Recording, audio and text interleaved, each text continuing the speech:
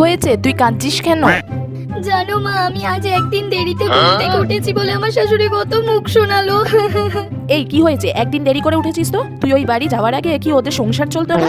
আর নাকি তোর ভরসায় পুরো পরিবারটাকে আটকে রেখেছিল নাকি?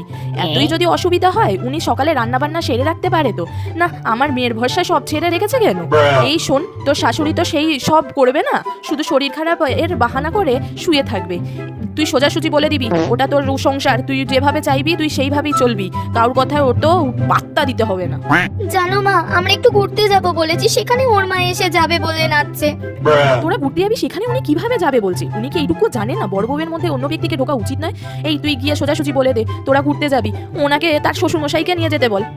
আজ আমার বর আমায় এই বাড়ি নিজের না বলে আমায় খোটা দিয়েছে। কি এত বড় কথা বলেছে? তুই এক্ষুনি ব্যাগ গুছিয়ে এই বাড়ি চলে আয়, কয়েকদিন থাক, তাহলে বুঝতে পারবে তোকে ছাড়া কেমন লাগবে।